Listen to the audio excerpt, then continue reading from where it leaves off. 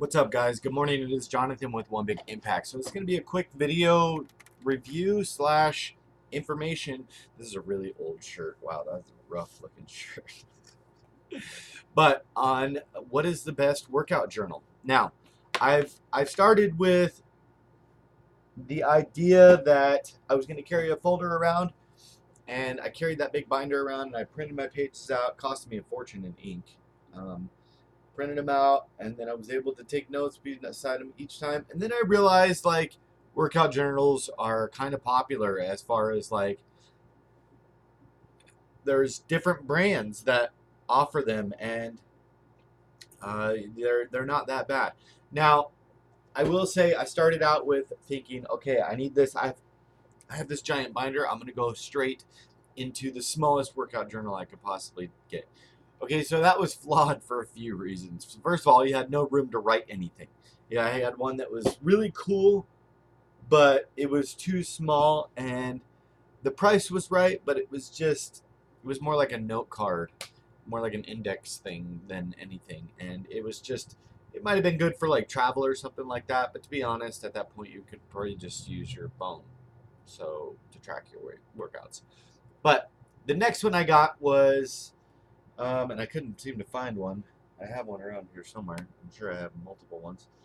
But it wasn't a bad thing at all. And the only thing I didn't like is the outside package or the outside exterior of the book slash tracker was like made of slightly thicker paper than what was inside, and then if it like twisted or anything, it just ripped right off, and it was not that great of a design, but it was cheap. It was affordable.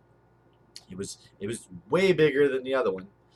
Well, then I stopped tracking for a little while, and I started focusing on just instinctively training, kind of going through, giving my body a break. To be honest, I've actually, believe it or not, I've pretty much almost all the way healed my arm by really, really backing off the weights and just trying to focus on using cables and stuff like that, and just really drop the weight a lot, um, and kind of steered away from any exercise that I felt pain.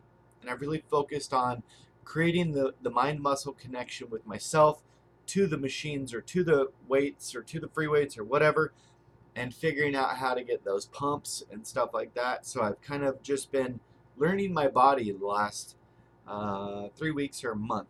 But in that process, I did some research, and I grabbed a workout journal.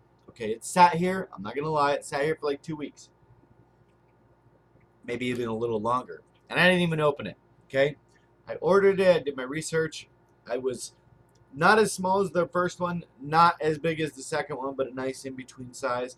And this is what I came up with, and I think it's between 12 and 15 bucks or something like that. Um, Maybe a little less. It could be. But, okay, after opening this and going through workout journal after workout journal after workout journal after binder, after this, after that, and I've tracked on my phone even, this was by far the option, and it will be in the link, I promise, in the link in the description below. Carrie called me out on that. Sometimes I say I'm going to put a link and I forget to put a link. It's actually a pain in the butt to put the links. Like, you have to go to Amazon and you have to do this and that. But I will have a link, I promise, in this video, because this video is about this. So this is the journal. If you notice something right away, see that shininess? Now, first of all, I like shiny stuff. But the shininess is actually because it's like a plastic. This is like a hard plastic on the front and on the back, which is really nice. It does say 15 bucks, but it might be a different price on Amazon. I'm not sure. So the first thing I noticed is it's not full of a bunch of stuff that you don't care or know about. There's some positive stuff in the beginning.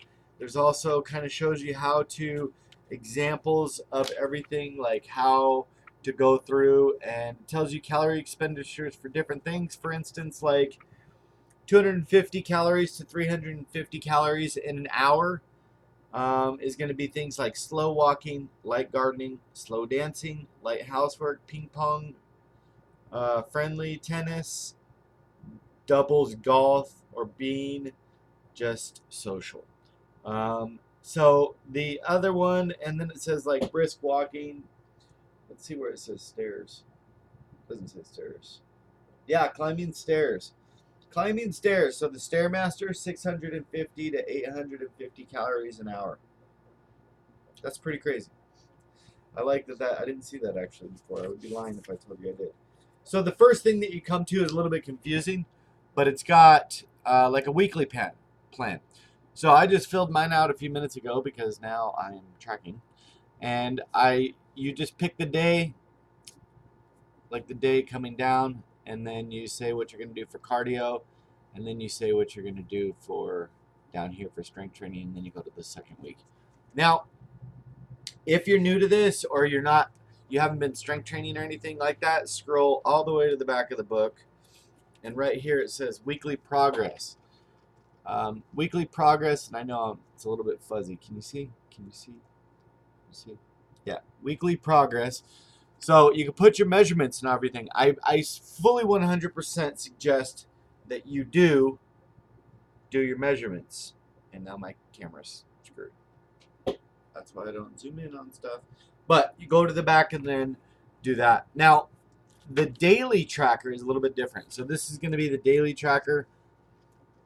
So you put your whatever you're doing up here for cardio, and then and it has just enough sets in here. And then it says what's today focus. The notes section, like for instance, I'll show you my notes. This is what I wrote in notes. I like the notes section because a lot of the times I don't want to continue to do an exercise that causes me pain. So if I read back and look through these, I say, okay, the shoulder press keeps causing me pain. I got to avoid the exercise completely. Because the reality is you shouldn't be experiencing pain. And if you are, and it's just lingering and going on, switch the exercise. There's different ways to work out the same muscle. Right here on the bottom, this is my filled out page from yesterday. As I go through my workout, I just keep the pen right here in the side, and I just go for it. I keep it with me. So it tells me the time of day, and that's pretty cool. I think that's pretty cool because I feel like I work out a lot better in the morning. If I blow it off and I get wrapped up in working on the internet or anything, there's no way. Like 90% of the time it gets blown off, or I completely lose my motivation and drive. So I think whatever you do first in the morning gets probably the most precedence. So I'll start working out early in the morning. But today is a rest day. I'm switching up my routine a little bit. But on the bottom I put back, pulling through elbows helped me a lot. So when I was doing the seated rows, I always pull through my hands, and I always end up with a really bad. By the way, if anybody wants to be crazy nice, I need new grips. And I will love you forever if you buy them, because that's what pulls this muscle right here. That's why I have tennis elbow really bad. But I'll put the grips in the description below. I venture to say that I'll put the cheaper one in there. I think it's like 20, 30 bucks, something like that. Please help. But pulling through the elbows engages your back rather than engaging your grip and all of your forearms. So if you drag back, you're sitting there on a cable seated row, your knees are bent, you grab the weight and you go to pull back. But pull back through your elbows, and you will literally like drop the weight and focus on the pull over and over. I promise you, like the difference is just absolutely insane. And I kept hearing that, but I never used it. And finally, I was like, screw it, I'll try it. And I did. And I had multiple successes like that yesterday. So the next one was bicep squeeze, helped a lot, and a lot slower on the negatives. So like when I pulled up in the bicep, I squeezed the crap out of my biceps. And I have a really difficult time flexing, if that's makes sense. Like this one's okay, but this one I can't, because I think it's because of the shoulder damage. I'm not really sure. I don't know if I've ever been good at flexing necessarily, but I have. It's whatever, okay? It's whatever. But squeezing, and then really slowing it down on the negatives. A nice fire up worked out really good. And that's why I think those are important, because regardless, even if you don't go back and read it, the reality is you thought it and you also wrote it. So regardless, it's in your brain one more time than it would be just thinking it. So that's good. And the fact that you have a possibility of going back and reading it is a potential third time. So out of sight, out of mind. If you're not constantly doing these things, like learning them on videos, reading it in books, talking about it, then you're not going to excel. I hope that information helped you guys. That's basically the workout journal. It's pretty simple. It's pretty straightforward. Be stronger than your excuses. Remember to spread love, not hate. Track your progress, track your measurements, track your weight, track your pictures, and it also has this little sleeve in the back. It has like games, competitions, things that you can do. It has this sleeve in the back, and I have no clue what it's for. So if you get yours and you figure out what the hell it's for, please tell me, because I don't know. Be stronger than your excuses. Remember to spread love, not hate. Drink your damn water and stay on track. Peace.